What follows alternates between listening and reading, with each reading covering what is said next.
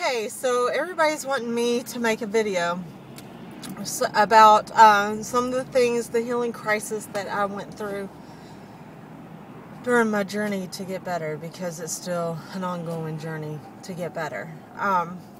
The biggest obstacle, and it's so hard to talk about because you have to go back to that place to tell the story. And that's hard. And that's a place that I fight and I struggle with still. Although I've found my balance, it's still pretty hard to deal with it. But my biggest obstacle in life was my mother. My mother. My mother has some mental issues, and I know I've talked about this before, about the mental issues and everything that she has dealt with. It got pretty intense. So intense to where she was out of her mind. There was a lot of pills. There was a lot of alcohol. So, pills and alcohol don't mix. Pills alone are crazy anyway, but pills and alcohol just don't mix. So,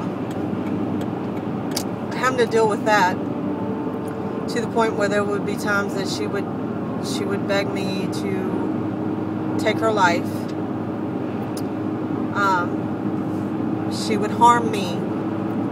She would never harm the children. She threatened to take the children away.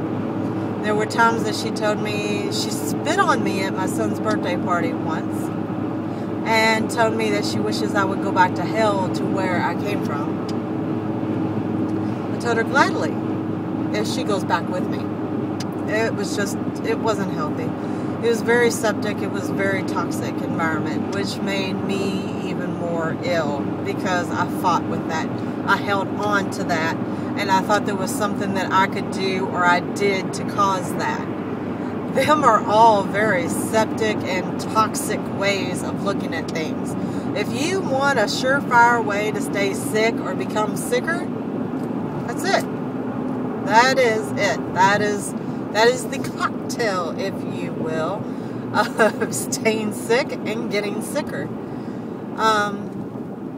It was crazy because I know when we first found out what I had was hidradenitis suppurativa. And you'll see in my other videos, I have another video where I have the pictures and everything of what I went through. Sorry, I'm on my way to get the kiddos from school.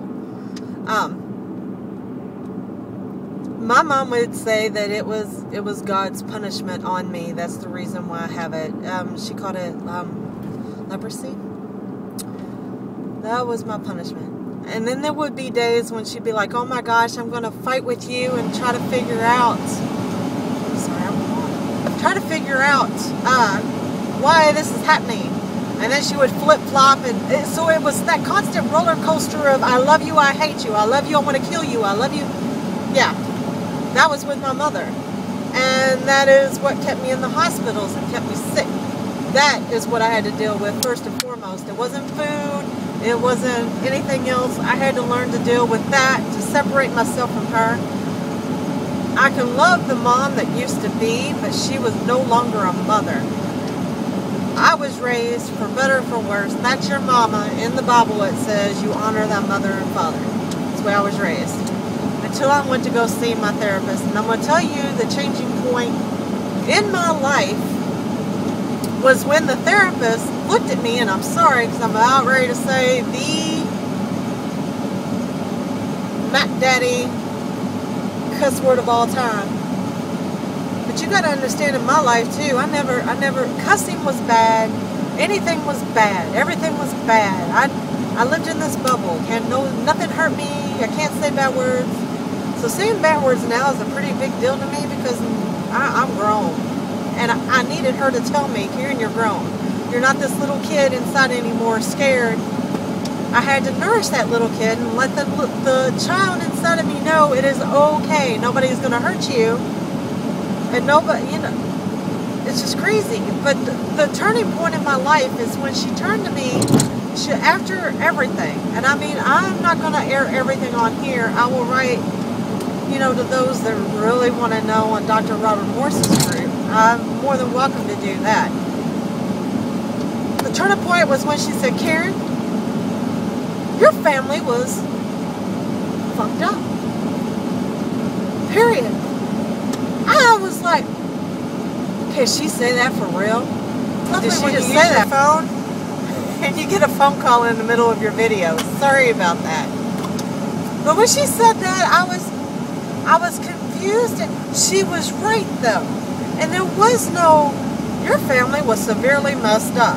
I'm sorry, that's not what they were. When your mom comes at you with a knife, wanting you to take her life, she pushes you downstairs hoping that you will die, spits on you and tells you to go to hell, calls you 2, 4, 5 times in the middle of the night wanting you dead, trying to find ways to make you dead, and calling you every name in the book. That's beyond messed up. That's way beyond.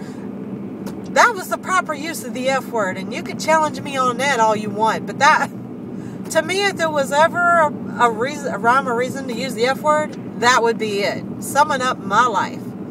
Summing up that whole life. Because that's not my life anymore. I choose not to even go back there or be a part of there. I celebrate my mom as the person she was, not who she became. Because my mom was great. She had a heart of gold. She would help everyone. But you know, her life was so septic. Her life, she went through hell. That hell consumed her, and it was consuming me really quick too. I could have so been the same way as my mom, and I chose a different path. I chose a different road. It was getting there. It was getting there. It was just taking me through another detour, or through a different detour than what it took her. It took her straight to the drugs and alcohol and becoming crazy. I was going through the detour of becoming sick, drugs, no alcohol, but becoming crazy. No difference. You have got to make a stand. If I would have known all the hell I could have saved myself before going through that, I would have chose that way. I would have if somebody would have told me it is okay. You know, you can love your mama from a distance. You can love the mama who was a mama, not this beast that has taken over your mom because she is no longer your mother. I wish somebody would have told me that. That's why I will always be here for anybody who's going through anything like that with someone that you really, really love, because that's where it hurts you. That's where it takes control over you, and that is what makes you prisoner. You got to break free from that. I do not believe that you can get better from any disease whatsoever until you clean up and take care of all them loose cords. You have got to set them free. You gotta help your inner child. You've got to do that first. You could change your diet. You can. Dr. Robert Morse, he calls it karma. Karma of all different kinds. I had my mama's karma on my back. I had my karma. No, you can't live like that. You cannot live like that. I am not the reason the beast took over her. I am not. She chose to let it consume her. I will learn from what she chose. Not let it consume me. And it shouldn't consume you either. I'm going to go ahead and stop this one. And I'll be back on with another one to explain more of my story. I just don't want to go on and have you all be like, oh my God. Because there is, for real, sunshine and a rainbow beyond the rain. There is, really. And I remember a time when I didn't see it, and I did turn to drugs and everything else to kill the pain inside. Because not even my kids, see, I'm already getting emotional, could help that pain inside from what my mom, yeah. Okay. Don't do it. Don't walk down that road. That is a heartbreaking road. That it may not make you sick right now, but it will make you sick. And that sickness is harder than hell to reverse. So just choose life and choose love. You gotta give them love.